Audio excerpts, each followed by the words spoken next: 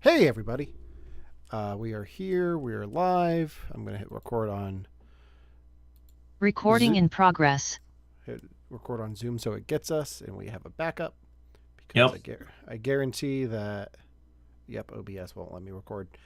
Need to figure that out, but it would help if I muted the live stream. All right. Well, we're live. All right. Well, let's get into it. And we're both Josh on Zoom right now. I don't know if you can We see are. that on YouTube or not.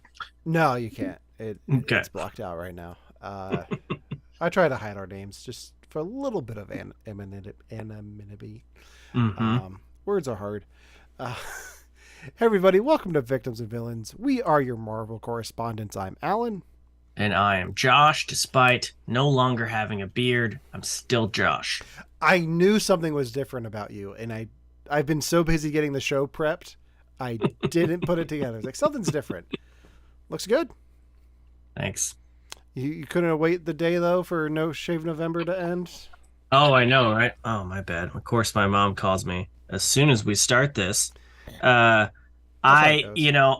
I don't have a. I think the only time I've purposely like kept a beard going was for a wedding this year, but otherwise it's just like when it just gets too grimy and I wash it and everything, but when I just Yeah, get tired of it, I'm like, today's the day, shave it off and start over. So, yep. yeah. I know that feeling. I haven't been clean shaven in a while though, and I look weird without a beard now. So Don't we all? yeah. Um, but yeah, we're gonna get into our. We've got a little bit of extra fun stuff going on tonight, so we're Yeah, gonna it's not get. just Marvel stuff. It's kind of like a Disney Plus hour that we're going to talk Yeah, about. and I can add a third thing into this before we get started, just to give my brief overview of this show that I've been watching on Disney Plus. Uh, Hmm. Josh, what is your connection to the Tim Allen Santa Claus movies? What is my connection to, say again, the Tim Allen Santa Claus movies? Yeah, Uh, have you watched them or did you grow up with them? The Santa Claus. It took me a minute because Yeah, it took me a minute. I've been watching Wednesday and I was thinking Tim Burton Santa Claus movies and I'm like, he did not. No, Tim Allen Santa Claus. I don't remember how old I was when the first one came out, but I remember really liking the first one. I thought the head elf was mm-hmm. cool. I thought the concept was fun. I don't really remember. I think they got progressively worse as they went along. as Uh as Disney sequels usually do. Right, but there's a new one. Is it a movie or a show that just It's came a out? show called the Okay. Santa Clauses, All right. and from 5 minutes into it, um, I was like, I'm going to hate watch this whole show, and I Okay. have been. It's a mixed bag. So the first episode is titled "Good to Ho." Okay. I was like, Interesting. okay, that's a weird title for a Disney Plus show, but Mm-hmm. so there's part of the show that I really like, which is explore like asking the questions that the internet has been asking since the first film. Like what happened to the Santa Claus that fell off the roof? What The happened to his corpse. Yeah. what happened to his Mrs. Claus? Mm-hmm. Like those kinds of questions. Like those are being asked by the Mrs. Claus in the show. And like they're diving a little bit, they're teasing that they're going to dive into the lore of the Santa Claus a bit, which I'm all for. Like I'm absolutely 100% watching the show for that storyline because I want to see what they say. The other part of it is Santa wants to retire, so he has to find his replacement, and it ends up being a wannabe Jeff Bezos played by Cal Penn. I love Cal Penn, Okay. but it's so predictable, and I'm pretty sure they did this plot already of somebody else taking over the North Pole and making it evil, like making it an evil corporation, and it's a mixed bag. But um, Mm-hmm. if you enjoy the Santa Claus and you enjoy Bernard the elf, it looks like he's going to be on next week's episode. So Okay. Well, all right. Well, yeah, so they're releasing it weekly. There, it's not weekly, a yes, binge. Okay. yeah. I have not. I've not. I think I saw part of a trailer for it. I'm not huge, and I'm sure I'll watch it at some point. The only reason I remember that it was coming out was because somebody like tweeted that Tim Allen had a recent interview where, first of all, I'm kind of surprised that he's doing the show to begin with, because I thought he kind of got in some trouble with his last show or whatever. Anyway, he's put some weird interview where he's like, "This may be a Santa show, but we're gonna keep the Christ in Christmas," and everybody was like, "Wait, what?" This is are they changing the point of the show, or is this not a Santa show? So Yeah. that was intriguing. So you'll have to clue me in if that starts becoming a big part of the narrative. There's a moment in the first episode where he says, "You can't even say Merry Christmas to all without offending someone," and it's like, okay, like but that's the only moment that I'm like, okay, this is rough, but the rest of it's been uh hasn't been horrible. So You'll have to keep me informed. I will. But let's get into tonight's main topic because we are the Marvel correspondents, even though this is a Disney Plus themed episode. Our first main topic tonight, is going to be the Guardians of the Galaxy Holiday Special, a special presentation. Actually, no, this poster says a James Gunn special. So before he goes over to DC full time, James Gunn still has contracts with Disney and Marvel, so we're going to see a few more Guardians things from him before he's out the door. Mm-hmm. So this is the epilogue to Phase 4 of the MCU that features Mantis and Drax traveling to Earth to rescue Christmas for Peter Quill by kidnapping Kevin Bacon. This is not even an hour long. I think it's like, what, 40 minutes? I just looked it up. The 44-minute runtime. Yeah. Yeah. What were your thoughts on the holiday special? Are we doing non-spoiler? I can't remember. Let's go non-spoiler. Okay. Non-spoiler. Um, it was fun. It really did feel short. Unlike the trailer for Werewolf by Night, which I think Werewolf by Night was shorter than this. If it wasn't, it felt like it. But the trailer kind of, left you guessing what the show was going to be about. The trailer for Guardians of the Galaxy Holiday Special was kind of like the whole special in a trailer form. So the brisk pace of the show kind of caught me off guard, and I was hoping there'd be more to it than what was in the trailer. There wasn't really, but it was fun. I like Kevin Bacon. I've seen him live with his band, the Bacon Brothers, Mm-hmm. and he's anytime he's on screen, and Guardians of the Galaxy's thrown in there as well. What's not to like? So I thought there was a couple things in the show that kind of forwarded everything on with the Guardians of the Galaxy. You're seeing where they're hanging out now. You're seeing what their new ship looks like. I can't remember if that ship was in Thor: Love and Thunder or not. I really can't remember what the ship looked like in Thor: Love and Thunder. I think it was the ship, but I don't think they gave it a name until this. Well, I don't even remember what the name was, but I feel like I didn't get as much of a step back and look at it as we did in this, and that was cool. And just kind of seeing where the cast is after the last couple times we've seen them, I thought that was, it was fun. It was cute, short, simple, fun. I am all for more Guardians of the Galaxy. I know that there's that might be controversial given some of the people in the cast, but I these characters have been enjoyable since the first movie. The Guardians are the first characters that I knew from the comic books first before seeing them in any other media. Because like I grew up with Spider-Man and Batman animated series, but Guardians was the first book that I started. Like when they relaunched it in 2013 with the Michael Bendis run. I picked that up and read that whole first run, and I was like, these characters are awesome. I cannot wait to see this movie. And I've loved the characters, this interpretation of these characters since then. So any bit of them that we can get, whether it's a short like this or appearances in Thor I'm all for it. I thought this was fantastic. This was exactly what I wanted it to be. I think I saw the trailer once, and I kind of expected everything in the trailer to be what the special was because it's a short. But I still enjoyed it. I thought the humor was spot on. It was great. It's great knowing where these characters are, setting up things for volume 3 that we don't need to spend time on now. Like we know where the Guardians are working on. We know what Groot looks like now, so you can just skip a bunch of that stuff for volume 3 and just get right into the nitty gritty of it. Um, yeah, I thought this was fantastic. Yeah, I thought it definitely felt once again like a James Gunn production. You know, tell James what his rating is, and he'll stay within that zone, but he'll push the envelope for that zone.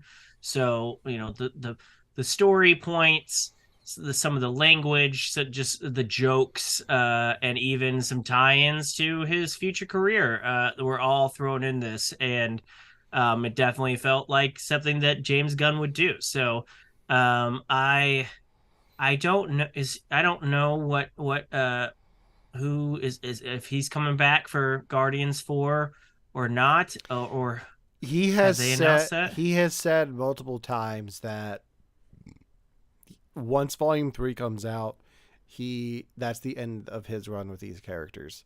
That's the end of Oh the yeah, he story. still has volume 3. Yeah, Yeah, never he has mind. volume 3 coming out, and then that's the end of his run with these characters. If these characters are going to show up down the line in other Marvel things, Hmm. I wouldn't be surprised if they did.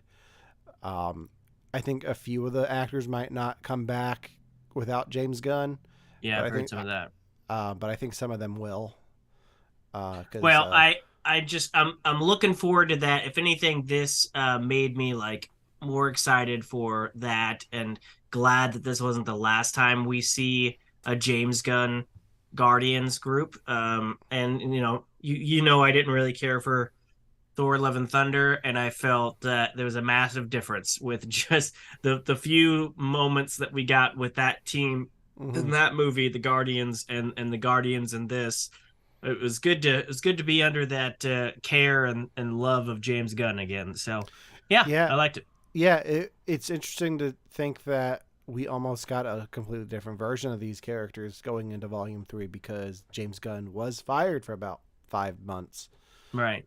But now he's And at back, that and point, I remember some cast members saying, "I'm not doing it if he's not doing it." yeah, Now that he's back, but of his own volition, he's moving on to something else. I wonder if those same actors will be like, "Well, now it's a different story because everyone's on amicable terms."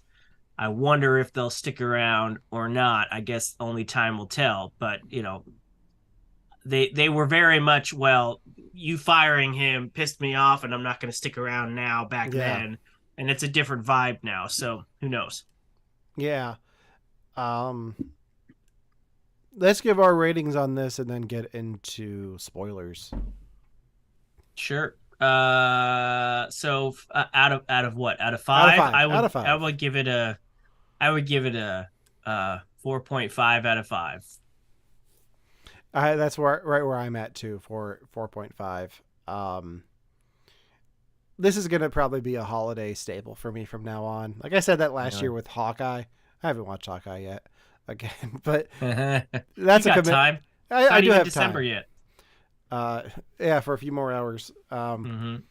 But this is like just the idea of this on paper was brilliant to me, and I'm so glad that they stuck the landing with it. Hmm. Um, yeah, so 4.5 out of 5 for me as well. Let's get into spoilers for um, the Guardians of the Galaxy holiday special. Um, where do we want to begin? Well, I mean, like I said, the plot is all in the trailer. Everybody's worried about Peter. He's sad about everything with Gamora. They think that Mary Poppins ruined Christmas for him when Yandu. he was what? Yandu. No, it's Mary Poppins. When that he ruined Christmas for Quill when he was young, and Quill hasn't had a good Christmas ever since, and so Drax and Mandus decide to go. Is it Mandus or Mantis, yes. Mantis decide to go to Earth to kidnap Peter's biggest hero from his youth, which is the great Kevin Bacon, and bring him as a gift. And it's very much that. That is the whole plot of it. And we get some action scenes, we get some fish out of water scenes, we get some universe crossing over things with Pirates of the Caribbean and GoBots and some other stuff. But yeah, it was fun.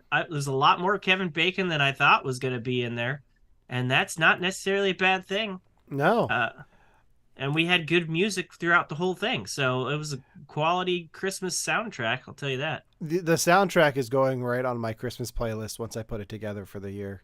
Because I always end up having to delete all my Christmas music just so it doesn't get into my shuffle for the rest of the year. So Mm-hmm. I've got to make my playlist for the year yet. But it's still November, so I've got time. Um, but yeah, the soundtrack was fantastic. I think that's the best. That's one of the things I look forward to the most with the Guardians stuff is what the soundtrack is going to be. Mm-hmm. Because James Gunn knows music very, very well.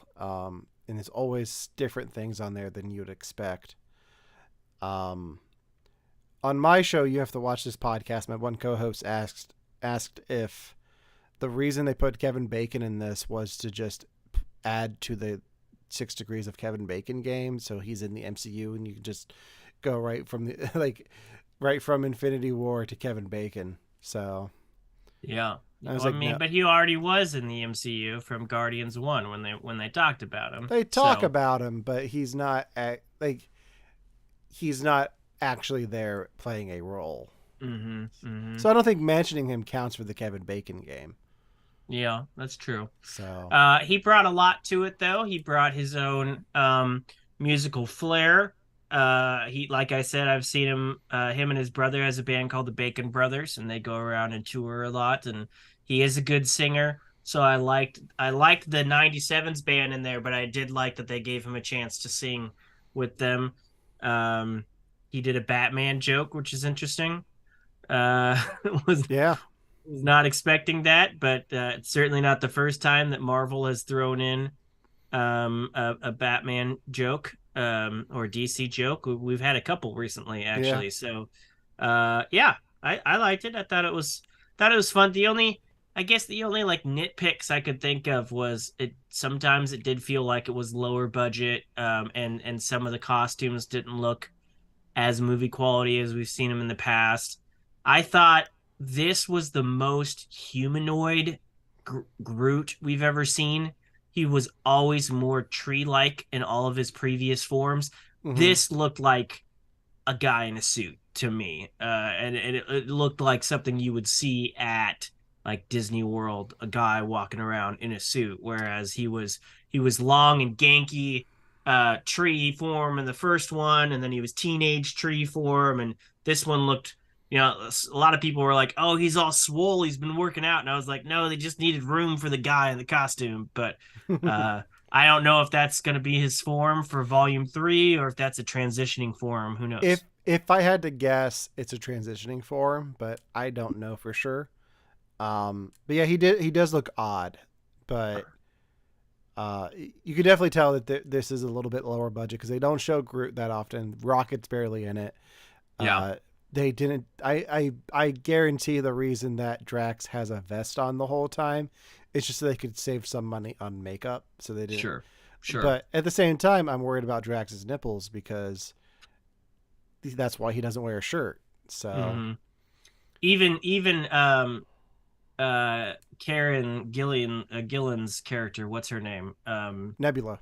Nebula. Even her out she wasn't on screen that much, and her appearance didn't look as movie quality as it has in the past. But Yeah. that Well, wasn't the point of it. That wasn't the point of the show, and you're kind of in the mood, and so those are things that yeah. you could overlook more than you would when it was a big screen production. And part of me wonders if it's also like a subtle reference to the Star Wars holiday special because if you look at Mark Hamill in that, like he looks completely different from Luke That's Skywalker in very the true. movie. That's very So I true. think it might be a little bit of a meta joke that they don't go all out for the makeup and the costumes for this. Um, I but I I wouldn't put it past James Gunn because he purposely did that animated opening. I mean, they filmed that with the character, with the yeah, actors. He purposely did that to mirror Christmas specials of the past, and yeah, so it would make sense if that was a choice and not yeah. just a matter of budget. The rotoscoping segments with Yondu and young Peter Quill were fantastic. Like I was not expecting those, but as soon as it opened with that, I was like, okay, holiday special, got it. Like that's like part of me was expecting Deadpool to be fill in for B. Arthur and just be at the bar on Nowhere, Mm, like yeah, doing a musical number, but we didn't get that. That'll be the Deadpool holiday special. So yeah, yeah. But yeah, it was fun. I thought it was fun. I'm trying to think of anything else to say. I liked seeing Yandu back. We had even a small wink to Taserface. yeah, There was a lot of fun things. I like that they're hanging out on Nowhere. mm-hmm. That's kind of their base. Yeah, they've kind of Um, taken it over from the sound of it. So Yeah, yeah. And all the Christmas stuff did feel kind of nice. Oh, that was the thing. That was the thing too. So I was like, all right, so what version of Peter Quill are we gonna get? Are we gonna get the he's been out in space all this time, so he doesn't know that Kevin Bacon is an actor, like he still has the mind of a child with Footloose, or he has matured and he knows that this is Kevin Bacon, the actor, and that's what we got. Like immediately, he was like, oh my god, you can't you kidnap Kevin Bacon that's and not a and bring him present. here. The best line of the whole thing is that's not a present, that's human trafficking. Yeah, that was great, and I did like that, and Yeah. the whole Drax and Mantis being disgusted by actors was a little. I was like, what is that all about? Like I need some more information on that, Yeah. but yeah. I think it goes along with Drax not liking act or dancing. I think it's something to do with Mm, that he doesn't like it. yeah. I like their dynamic a lot. Like they are a great comedy duo, Hmm. especially as fish out of water. Yeah. Um, so there's some things in this that affect canon for the MCU that we need to talk about. First of Okay. which being the GoBots, Yeah. because they are officially canon now. How familiar are you with GoBots? Not. You're not. Okay. So the GoBots are um they were a rip off of the Transformers in the 80s. I mean, I got that much. Yeah, that became a cartoon and comic book published by Marvel. So there's always been like people online like wondering if they're ever going to bring GoBots into the MCU, Sure. and I don't think they will beyond what they did here, unless Secret Wars is just really really insane. Um, but it was a fun little nod to like Drax's cousin being killed by a GoBot. Like Yeah. I really enjoyed that whole sequence on Hollywood Boulevard. I thought was fantastic because you had them like getting excited to see Captain America and like why is he running away? Like I Yeah. I want to see more of these characters on Earth and we're probably not going to get it, but because the one character I do want to see back on Earth is Peter Quill. Mm. Hmm. And see what like we didn't really get to see much of that in Infinity War and Endgame. So, and I don't know if we're going to in anything else, unless maybe I'll be surprised with Guardians 3, and we'll a have him come back to Earth. But Yeah. And we had a Jack Sparrow thing in the background for pirates, which was mhm. interesting. Yeah, that whole sequence was fun. I think. I mean, yeah, I doubt we'll get more GoBots. Marvel did a lot of comics back in the 80s, Oh 70s, yeah, and 80s and 90s that have nothing to do with the Avengers and hmm superheroes. So I wouldn't guess that we'd get more of that. But I did like it. The whole scene of them flying in cloaked. It always makes me go back to that question of how much do regular citizens know? Because depending on the movie, some people know literally everything that happened in Infinity War in Wakanda, and apparently some people are still surprised that aliens exist. So it's kind of like it's always the question of, well, what do they know? Like, are they, especially after something that impacted everybody with the snap? Like, do they know that aliens exist? Is this Mm-hmm. really that much of a shock for them or not? But it does make me wonder why Quill isn't, now that he has his own team and can do whatever he wants, why he doesn't come back to to Earth very often or even at all. I I maybe it's a sore spot for him and he just doesn't want to come back. But I I'd think be that's interested if they actually talked about that. You know? yeah, I think that's what it is, and I'm hoping that's something that they'll explore in uh, Volume 3. Yeah, that'd be neat. The other thing that we need that they explored in here that changes canon a little bit is they made a Guardians of the Galaxy Volume 2 deleted scene canon by having Mantis reveal that she is also a child of Ego, the living planet. Therefore, her and Star Lord are brother and sister. Yeah, I had remembered that deleted scene, and only until somebody said what you just said. Oh, they made that deleted scene canon. Did I realize it was deleted scene? I had remembered it as part of that. I haven't seen Yeah. the volume two in a long time, so that is interesting. I guess I just kind of always assumed that based on it was either indentured servant or child, and um so yeah, that is interesting. I don't you've read the comics. Is that comics accurate? Uh, well, comics, Ego's not Peter Quill's father. They changed that whole Oh, right, that's backstory. right. Um, so I don't know about Mantis as far as that goes, but I thought the reveal of that to Peter Quill was very well done and very sweet and tender moment that a holiday special should have. Like you should have a nice heartwarming moment without and it does it without being too preachy or anything. It's just a nice moment between these two characters.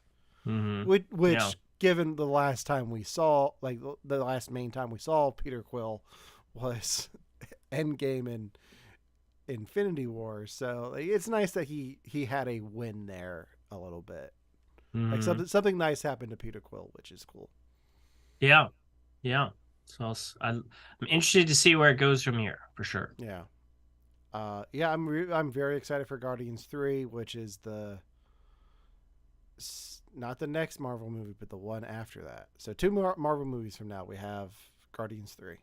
Right around the corner. All right. Yeah. Sounds good.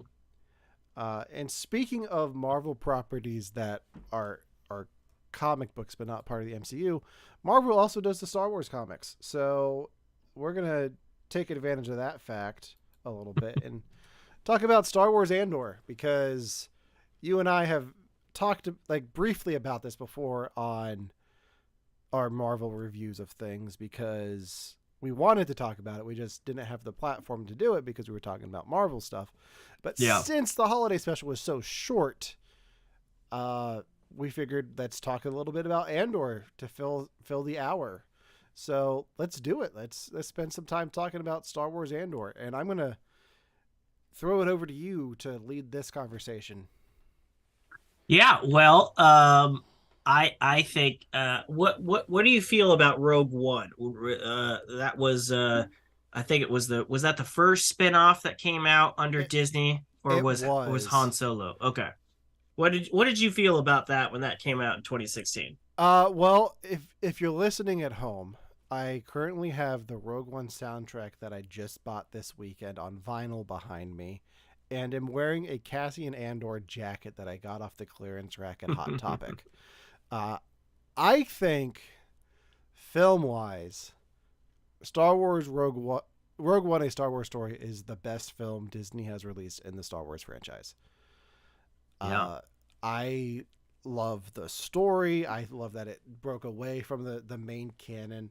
I didn't like that it was just like it started a trend of, okay, we're going to explain this one small detail of Star Wars and do a whole movie about it, because they Mm-hmm. kept doing that with other things, and I was like, I don't need Sure. that in particular. But I thought it was so well done in Rogue One that I understand why they thought they could go about Star Wars that way.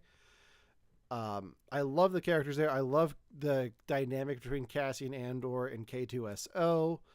Um, the musical score by Michael Giacchino with themes from John Williams was fantastic.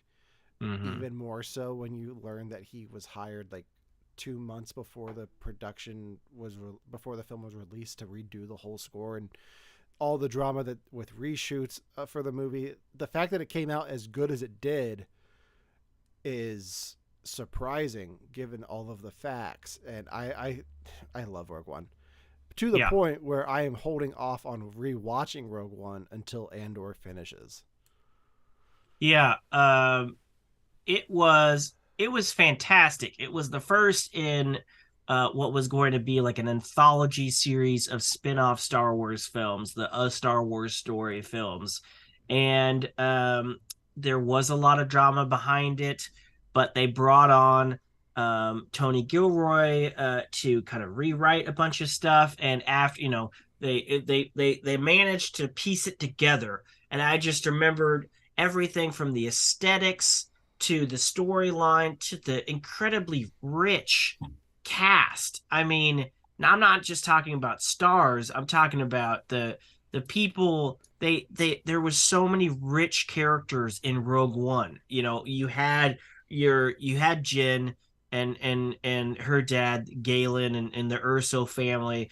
Then you had Cassie and Andor, which was this neat shoots first full on rebel type guy. Then you had Saw Gerrera, and you had all these others. Orson Krennic was an incredible bad guy. You had another memorable droid. You had Mon Mothma coming back into the fold, and there was just so much going on, but in one movie.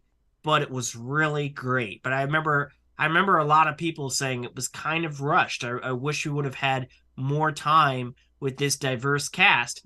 And so I don't know how long ago somebody said, "Hey, Tony, would you be willing to write a show?" But at some point, Disney said, "Hey, we're going to give Tony Gilroy a 12 episode show.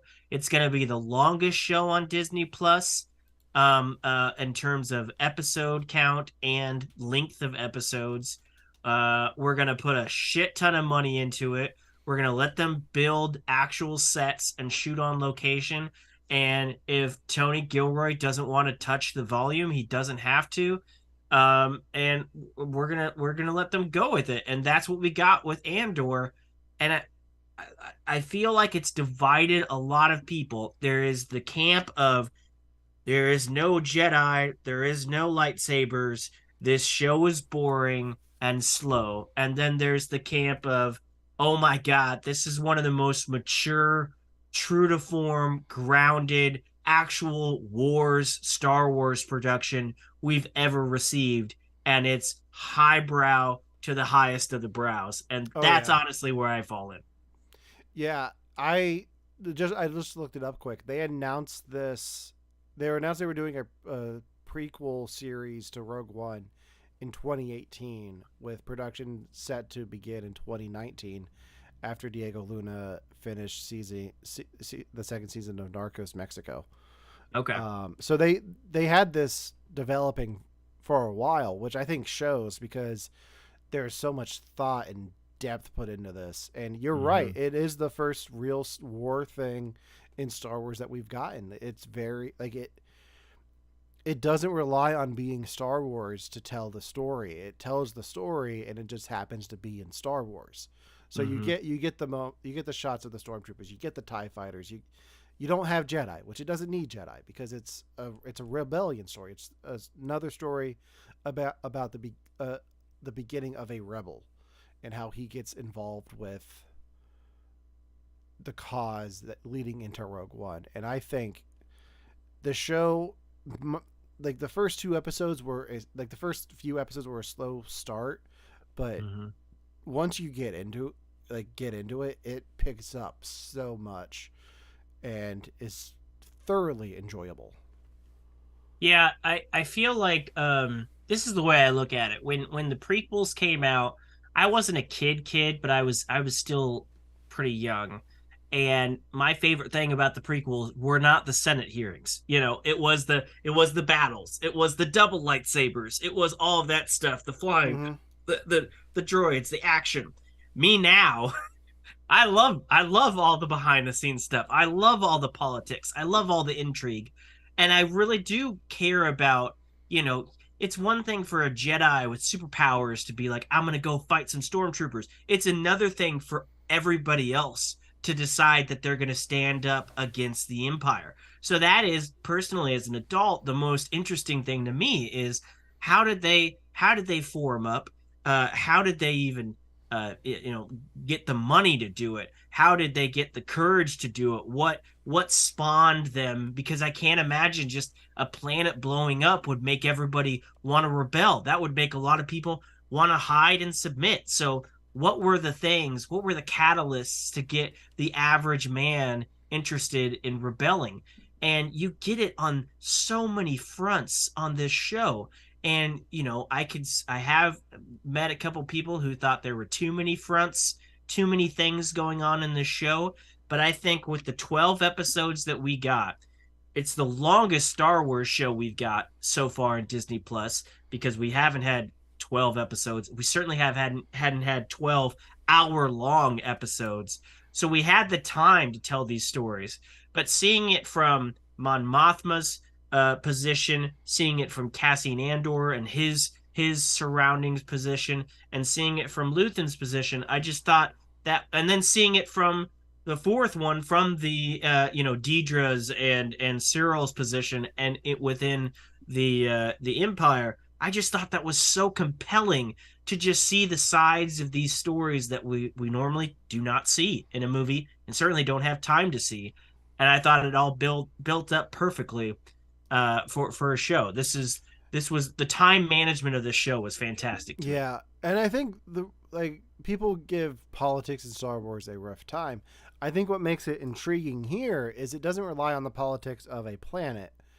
It revolves around the politics and how it affects an individual. Like you're focusing on Mon Mothma in the Senate, and it's how she's reacting, how she's handling everything.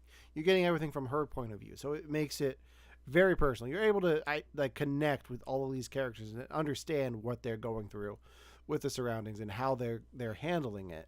And I think that's what makes it intriguing. This is the deepest we've gotten into any characters in Star Wars Mm-hmm. outside of the animated series.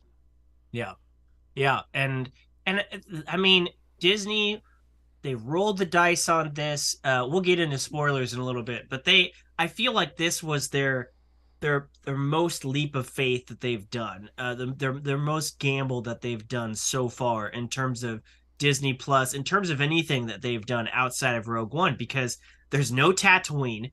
There's no over reliance on characters we've seen before. They mentioned Palpatine like once, but I imagine we'll get some more cameos in season two as more things come together.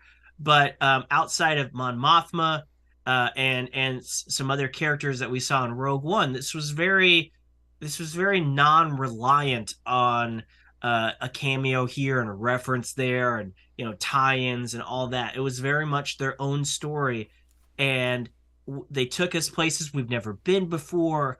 They mentioned things like the casino planet, but we didn't go there. We instead went to like a Miami style resort place, which was interesting. We went to an Empire working planet, and slave labor. We went to all these places that we haven't been to before, but they felt grounded even when aliens were present and these things that were not around. And we spent a lot of time on Coruscant, which was really cool, but but not hanging out in the Jedi Temple from Yeah. what a senator would do. And it was just really it was very very well developed, Mm-hmm. and I really appreciated all the thought they put into it. Yeah, and I'm looking at the critical response they have here. uh, tracked by Rotten Tomatoes. The first 4 episodes were all like in the low 90s, but once you get to episode 5 through 10, it's 100% positive reviews. And then it dips down back into the low 90s for episode 11, but the finale is back up there. So it does have a little bit of a slow start, but if you get past that and get to the main action, like the main action after the setup, I think the show really takes off. And it's a shame that more people aren't giving this the shot that it deserves. I feel like, and we could talk about spoilers then after this, but I feel like it had to do with the release. I think Mm-hmm. somebody made the smart choice in releasing the first 3 episodes, and at when they started, and it kind of made sense because the first 3 episodes were like an arc, and that's how the season is broken up. It's broken up to 3 to 4 episode arcs, and while if you released it all by arcs, it wouldn't last as long. And that's always do we go with the Netflix model of give everybody everything at once, or do we go with everybody else's model and then roll the dice that it stays trending week upon week?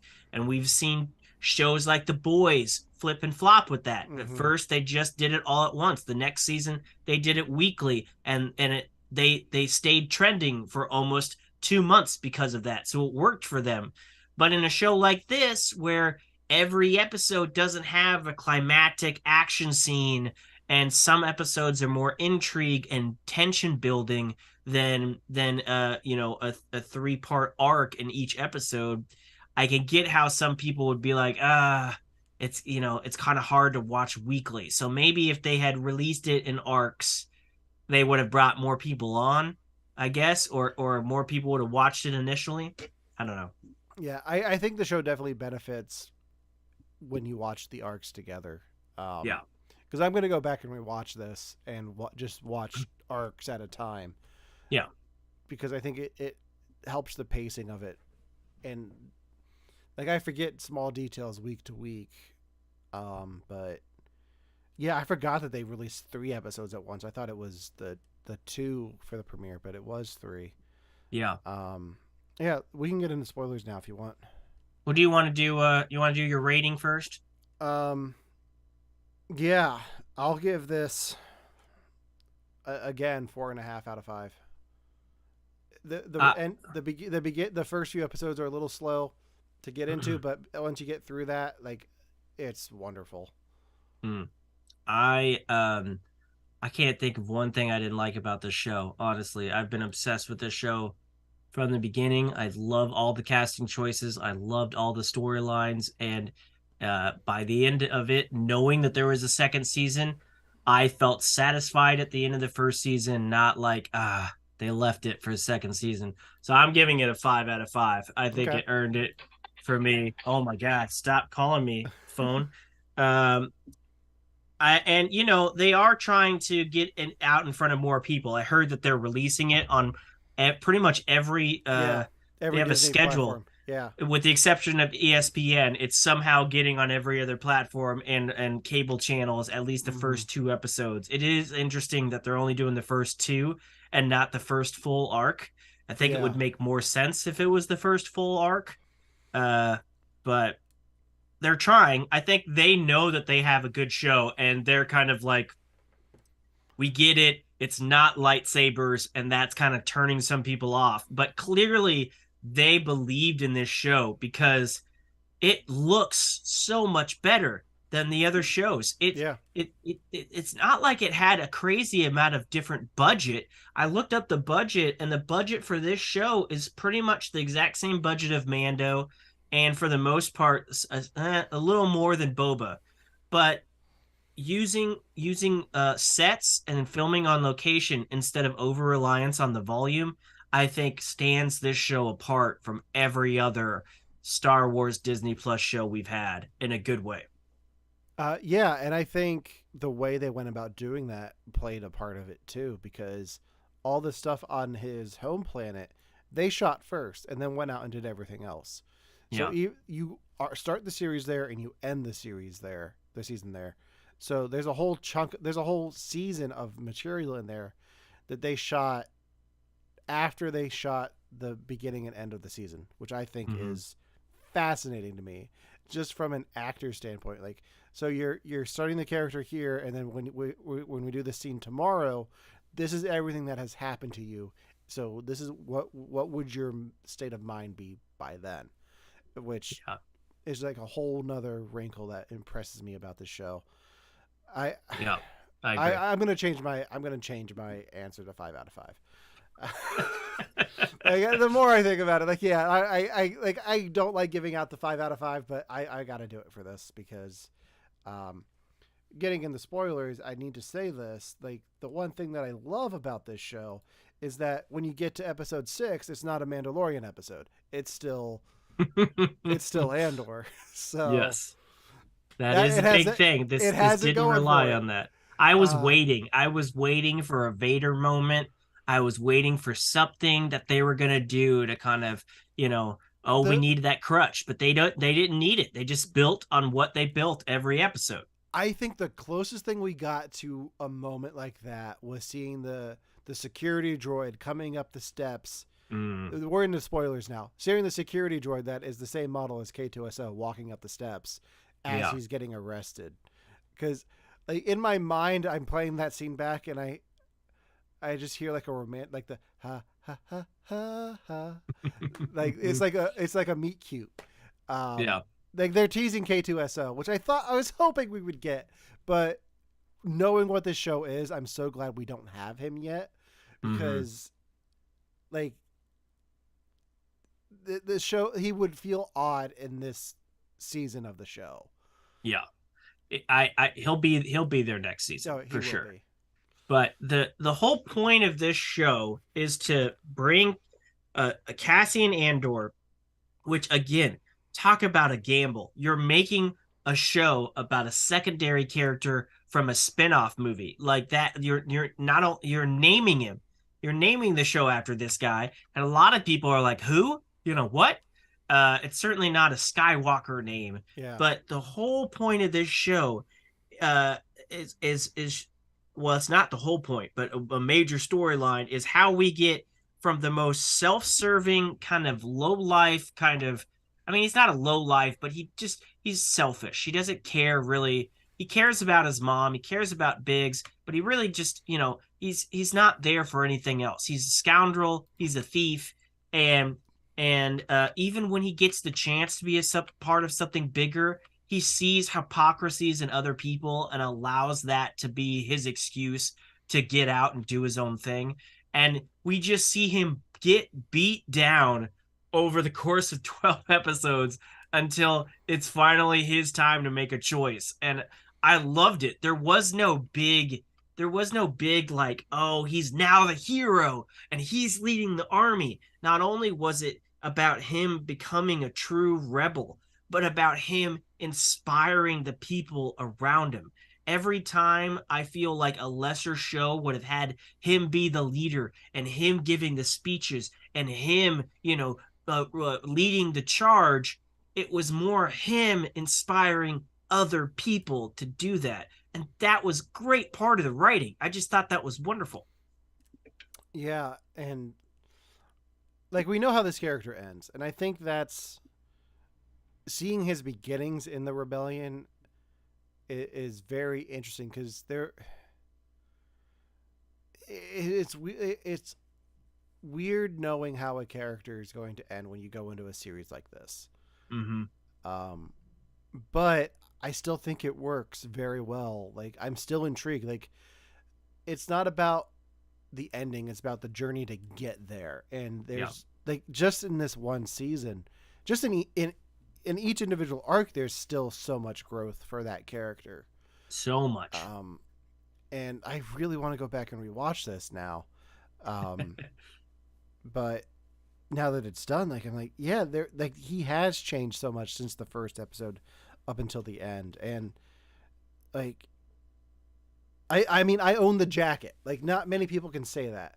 Like, Mm-hmm. yes, I got it off a clearance rack, but You still bought it. I still bought it because I was like, one, it's a cool jacket, and two, I like the character. I like Rogue One, and I enjoy like I'm part of me is sad that we're only going to get 2 seasons of this, but Hmm. another part of me is like I hope that Disney can take a look at this show. Like if Ahsoka's on this level of production and storytelling, then like not to bash on the Mandalorian, but the Mandalorian is a lot of hey, remember this? This doesn't rely on that. And I want like I know Ahsoka's gonna dive into stuff from Rebels, but I want like that's such a complex character. There's so much story there that we haven't explored, and I want to see more depth given to that character in those stories. Like I want more Andor and less Book of Boba Fett. Yeah, I feel like for a while there, and I love Dave Filoni, but for a while there, it felt like he was the only person who got Star Wars. And if it wasn't Dave Filoni, then it just, like Boba Fett, kind of fell off the rails. It Mm-hmm. was advertised as one thing, like Godfather Mafia style with Boba Fett, and it turned out to be not that. And even the Mandalorian, it's great. And I feel like season 3 is going to be fantastic because they've taken a break. But I feel like that has a lot of crutches. And Obi-Wan worked for nostalgic purposes, but technical things and plot wise, it had a lot of issues. And gosh, the volume was so limiting to that show. There were so many times where I'm like, I know they're all packed in one room and they're just kind of trying not to run into each other because of the volume. And For and Boba Fett or for Mando? for no, for Obi-Wan. Obi Wan. Uh Okay. yeah, I felt the limitations of the volume the most in Obi-Wan. Okay. Um, but yeah, this Andor shows that there are other people that can come into the Star Wars universe and show an appreciation for it, and not rely on crutches, and yet write compelling stuff. And not all of these characters are brand new. We had Mon Mothma, and I have never watched the original trilogy and thought to myself, I wonder what Mon Mothma's backstory is. And I've read a lot. I have a whole shelf of extended universe books, but they mostly follow Luke and Leia and Han, and so I don't know if there's an expansive history on Mon Mothma that was released before this. So this and Rogue One is my more Mon Mothma extended stuff, and I love it. I love seeing her as a senator. I love the backstory of her folks and how she was a child bride and how she's trying to change things, and seeing how politicians and especially rich people are dealing with the empire, because even the rich have an issue with them. They're just dealing with, they're dealing with it their own way. They're pissed off that they can't access their money. It's not, they're not suffering like the poor are, but even the rich have an issue with it. They're just dealing with it their own way. And I loved her story and her, and what they how they tied her into the rebellion, and what she's doing. And I can't wait to see how we get from where she's at now with the family that she's kind of separated at home from, to the robe hanging out with caves Mon Mothma that we get in the movies. Yeah, and like I have her Wikipedia page up because I want to just confirm something. Um. Oh, maybe I'm wrong. I thought I knew the end of her story, but maybe I don't. Okay. Um.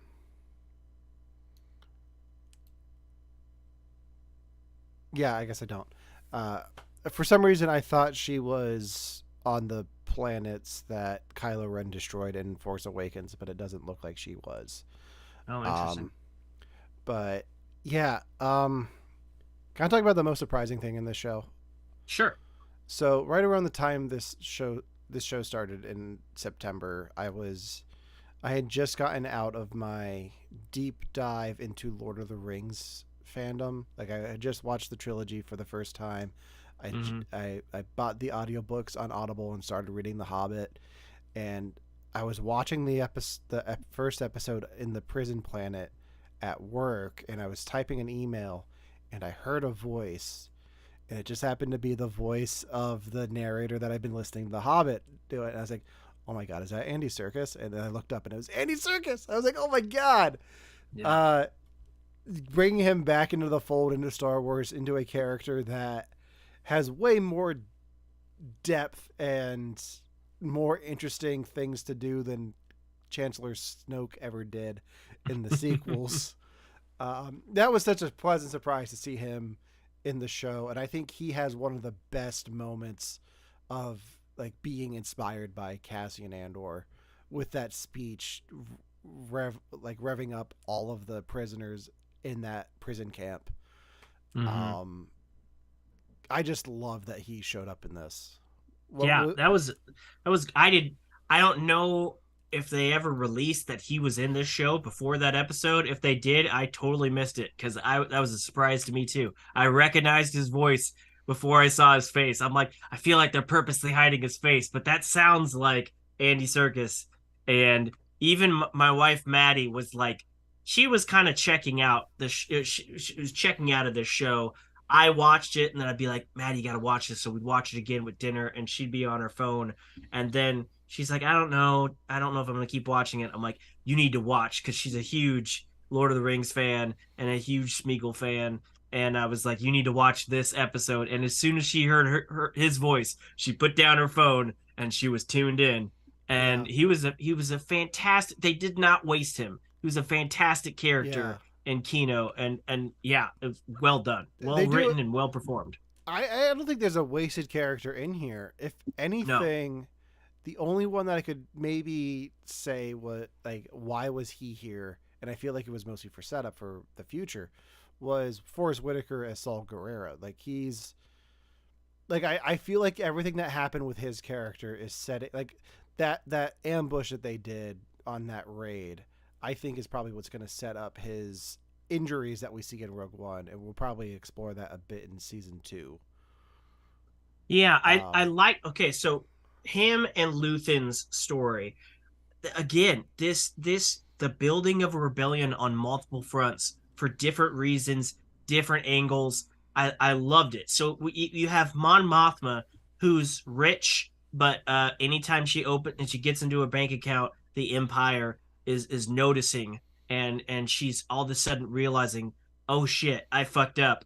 I've been secretly trying to funnel money for the rebellions, but now my bankers are like, they're looking in to your stuff. You need to figure out a way out of this. So you got her who she wants to give money to the rebellion, but she wants a peaceful political resolution.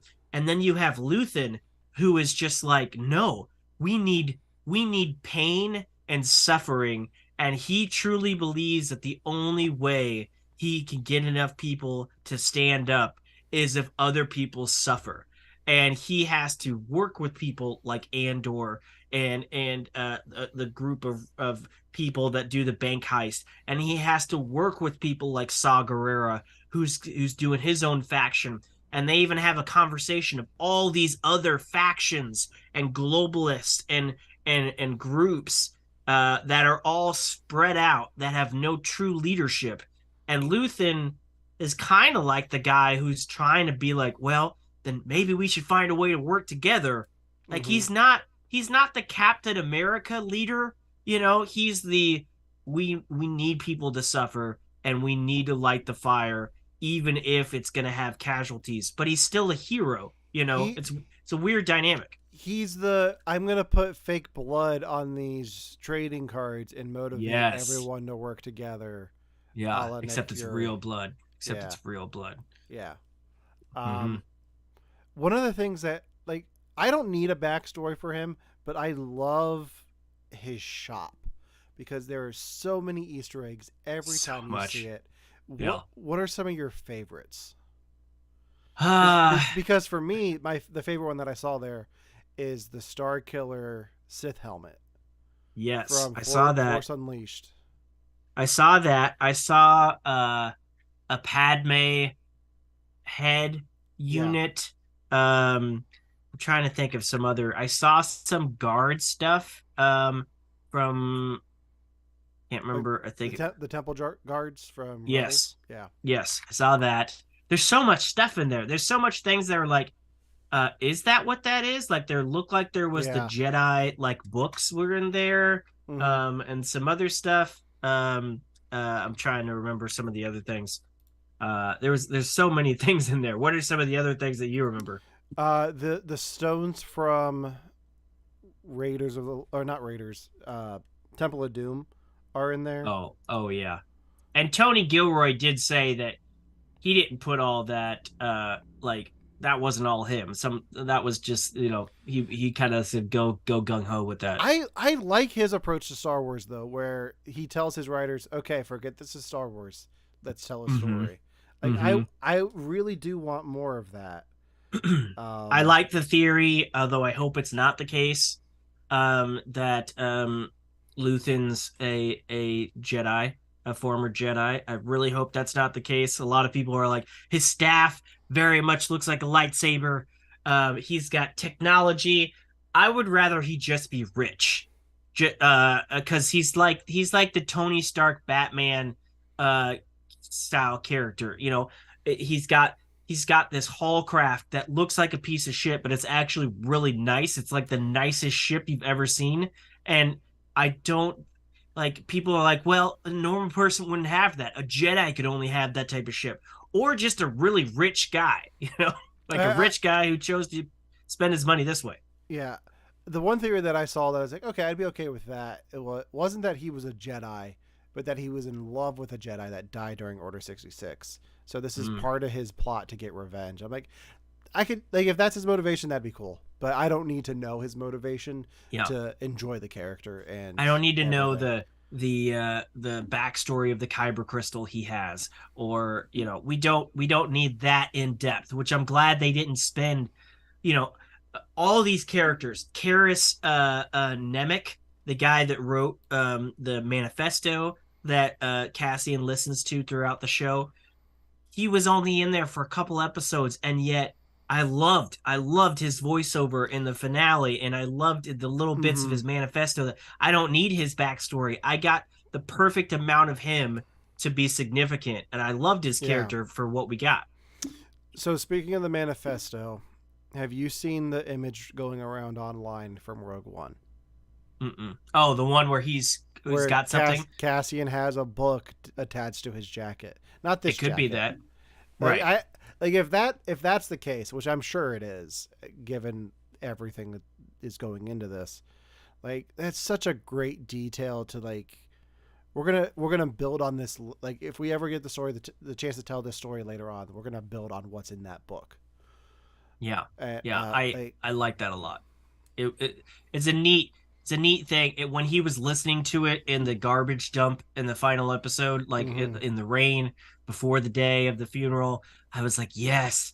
He didn't just go back for the money and the gun. He went back for that manifesto, and he's listening to it, and he's taking it to heart. And Yeah, yeah, that was great. That was great. I also like small roles like the Skeen dude who was part of the heist, but then ended up just being in it for himself at the end. yeah, And once again, Cassian Andor 3 times now has proven that he is willing to shoot first, and if he feels like it's the only way to go forward, and he does it in the first episode, he does it when he kills Skeen, and he does it at the beginning of Rogue One, and uh, it's just an interesting character dynamic that he's able to make those choices, and stand firm in those choices, and I really did like that about him. So the last thing that I have to add to the conversation is from the finale. Mm-hmm. Have you heard what they had to cut from the finale? Uh, yes, the F bomb. The F bomb. Because they say shit in the first episode. Yeah, Um, which and a lot of people were like, "Oh my gosh, that's a yeah, first." so and at the time, Tony Gilroy said Disney was okay with that, but they had a problem with something in the finale, Yeah, and I don't blame them. Like as amazing as it would be for her to have said "fuck the Empire," I think we all know that's what she says because of the way it's dubbed in. So Mm-hmm. just it's okay. That headcanon's okay. Like you can have your own headcanon. Yeah. Um, So Star Wars, I don't know how much you're into Paramount Plus's array of a Star Wars show, but Star they've Trek, yeah. recently Star Trek. Yes, they've recently gone down that route Mm-hmm. in their shows. Disney Discovery dropped f bombs, and Picard's done people it.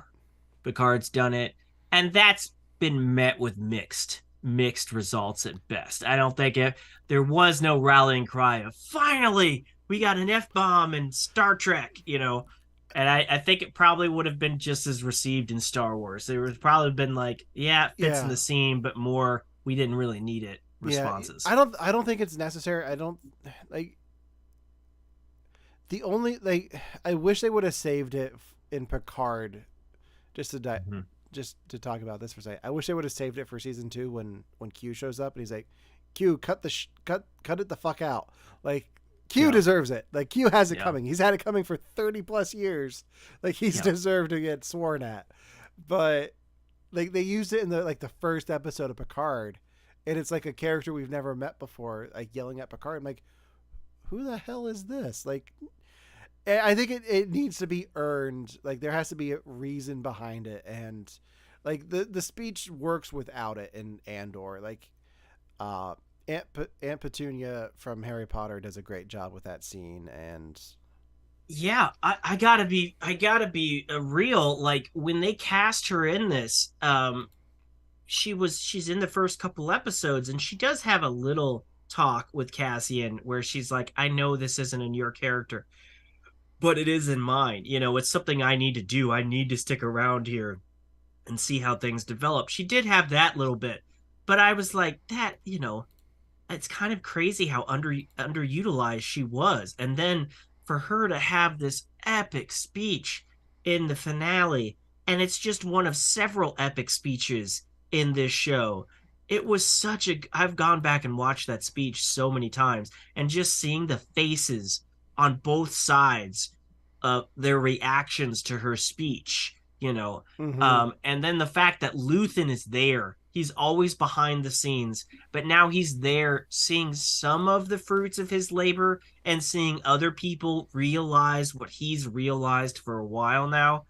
I loved his just subtle facial reactions when he's listening Yeah, to her talking about this wound and this empire is a darkness that grows stronger when we sleep. It was such a well written speech, and then the climax of that riot, while it didn't. I feel like in lesser shows it would have been more bombastic and it would have been more organized and more craziness, but instead it was just they got mad that they interrupted their funeral sequence, and then the one kid whose dad was tortured and hung throws a bomb, and it does more destruction than necessarily death, but yeah, it was a spark, and it was just such a strong scene and a strong finale, and I really did yeah. appreciate it. I am sad that we have to wait a whole year and change for another season, but More than I'd that, I, yeah. I'd rather wait than have it rushed. Like I know they're starting production now, so it'll probably be at the earliest first quarter 2024 before we see the next season. But Season 2 has been greenlit, which is great. Tony Gilroy has said that season 2 will be more action because it's less buildup, and now there'll be time jumps, and it is only one season. So it is leading it's between this and Rogue One. So yeah, there's gonna be time jumps. I imagine it'll be great. I'm honestly surprised that Deidre Miro and Cyril survived season 1. I thought their arcs were interesting. I did not think they would go on to season 2. I thought Deidre's character, mm-hmm. at first, you're almost rooting for her in the first couple episodes because you're like, yeah, don't let them bureaucrats hold you down.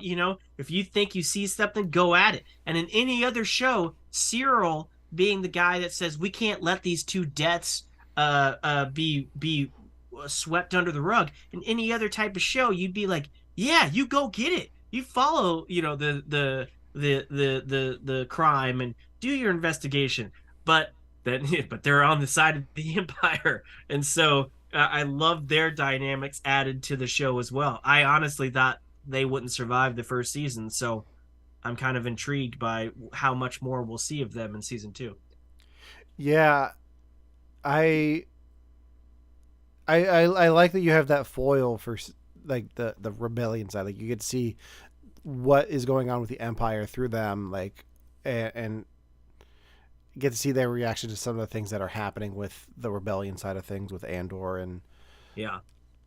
all of that. So I liked how they were tackling things. I liked how sometimes we were told things we weren't, like the attack on that Luthen knew about that he didn't warn his friends about. He kind of let them be killed. We didn't see that, but we heard about it from the mm-hmm. Empire's point of view. I liked how just like we had a mind reading octopus thing in Rogue One, we had an interesting torture device in this show where it was literally the screams of dying children of another species used to torture somebody. That Yeah. wasn't crazy. I like that.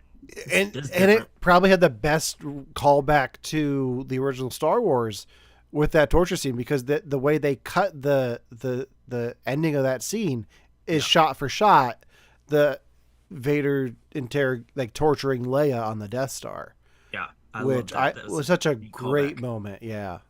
It's one of The, those things like you wouldn't notice unless you're that big of a unless fan. But unless you're yeah, versed in the material. Yeah. yeah, that was well done. And I mean, we had a heist arc, we had a prison break arc, the prison, everything that was involved in that. It wasn't that big of a leap to guess that they were building stuff for the Death Star, but just seeing that and seeing how these were all in a lake and how they Yeah. kind of kept people apart and the dynamics of that, and then just that revelation of the guy that was released on 4 ended up back on 2 and they killed 100 men to try to keep it quiet. I loved that was the result of that. And then you had Kino saying that's power, and you had Cassian saying power doesn't panic, and saying we need to Mm-hmm. we need to do this now before they bring in enough people to cover their asses. And oh, it was just so well written. It was Yeah. very well done. And just the uh, the poetic irony of what he is forced to build is Yeah, what will eventually kill him right, right. is just chef's kiss. Like I think that's the great thing about being able to tell a story about a character whose ending you know. Like you can have that dark tragic twist of fate with this thing that he's building is ultimately responsible for not only his death but the deaths that set everything that sets off the events of the franchise that we know. Yeah, Like it's such a great callback to Star Wars and Rogue One, and yeah. I'm gonna go rewatch the show now. Like, Well, we have 4 characters in this show that makes it on to Rogue One. I wonder how many more we'll get. But we've got Cassian, Mon Mothma, Saw Gerrera, and Melshi. And even though Melshi's character was small in this, again, he was somebody that Cassian inspired. And I mm-hmm. really did like that. And I liked how even the good guys were trying to hunt down Cassian to kill him because they thought that he was still the character he was from the first episodes, and we've seen him progress, so much Yeah, internally, and the death of his mom was kind of like the final catalyst. But I think it was like you didn't see him watch the speech. I think he had already made his choice before that. I liked that he yeah, was full rebel before that. It wasn't like he stopped and watched the speech from an alley and decided this was the life he was going to take. He had already yeah. been through enough to make that choice. And So, yeah. the one thing the one thought on Andor that I saw that I was like, oh, that is interesting. Star Wars is a lot about father son drama. This one has a lot to deal with mother drama, like the dynamics of the characters and their mothers. Mm-hmm. Because you've got it with Andor, you've got it with Mom Mothma Zero. as a mother, Yeah. Cyril. Like there is a lot of the relationship with mothers in here, and like the the different kinds of dynamics that you have there. Like you have the loving one with Andor and his mother. You have the frayed relationship with Mon Mothma and her daughter, and then you have the other one, uh, like the berating of the from the mother for the one who's the guy who gets fired from his job for Yeah. like trying to Zero. pursue Cyril. Um, Yeah, she was but harsh. She was like, yeah, I'm not gonna let you coast it in here. yeah, Well, I think we'll wrap this up. I have one question for you. yes. Of the three major speeches in this show, you have Marva's speech, you have Luthen's speech, and you have Kino's speech. Who was the best speech of the show? You're making me choose, man. I'm gonna have to say Kino. Like I just the way that you see him change so much leading into that speech because he's such a by the books guy for the longest time, and then he realizes everything he's been told is a lie, and his Mm-hmm. shift, like it just makes it his speech so much more powerful. And not to say the other two aren't powerful because they are, but just seeing him get to that point and then revealing that he knows he's never going to get off of that prison because he can't It's swim. heartbreaking. It's heartbreaking. Like Yeah. I would love to see him show up in season 2, but at the other side of the coin is I don't want to see him show up in season 2. Like if he dies there, he dies there. Like we don't see him die, so that maybe there's hope, but I doubt it. But I think just the implication of I'm doing all this to rescue all of these people, Yeah. knowing that there's a good chance I'm not getting out of here. It just makes Yeah. it so much more powerful. On that same ledge, Cassian had told Melchi, "Whatever happens now, at least we made it this far," and that was a big thing. And all of those people, most of them probably died or got recaptured, but at least they made it that far because of Kino and his speech. And I loved that Cassian was the one that was like, "You've got to say it." You know, Cassian might have kind of you know uh, pushed everybody, but he didn't need to be the guy that said the speech. It needed to be Kino, and I liked that a lot. I And think my favorite speech was Luthen's, though. Honestly, Luthen's speech was I, that was like monologue level. Like I yeah, could see people recreating that for so many auditions in the future. um, yeah, that might be one. I'll tell you some stuff off camera, um, but yeah, I think the reason that one didn't have as much of an impact on me because it was good, but it was the same episode as the other one. So I was like, Yeah, they put them both in there. Yeah, yeah, it was like too much. Like, okay, I don't need this much cake. you're Like, overwhelmed. I, yeah, it's too Yeah. much. But I did like seeing the anguish in his character because I don't know if we're gonna see more of him. I really hope we don't. I love the even Saw Gerrera is like, "What are you?" And his response isn't, "Well, let me tell you my backstory." His response is, "I'm a coward." And I just love just the struggle of himself, and he hates himself, and he hates that this is the thing he has to do, but he feels like if he doesn't do it, um, the empire will get so big that nobody can stop him. I just love the turmoil and everything that is his character, and so I really like that speech. But Marva's Yeah, speech was great, and Kino's speech was also great. So that is the quality of writing we get from Tony Gilroy and crew, and I cannot wait to see what more we get. And hopefully this will be an inspiration to future properties to say, hey, you can have dialogue heavy, well written shows, even in a fantastic setting as the Star Wars yeah. universe. Do you think this just dawned on me? Do you think they told Andor they couldn't use the F bomb because they wanted the first original Disney Plus original F bomb to be on Willow? No. May, may bringing it full circle. It's probably Tim Allen on the Santa Clauses. Uh Yeah, yeah, that's more likely, yeah. honestly. Yeah, we'll see. Um, before we wrap this up, this week was Giving Tuesday. Hmm. Um, and Victims and Villains is doing a fundraiser to help raise funds to support our mission of mental health awareness and suicide prevention through pop culture.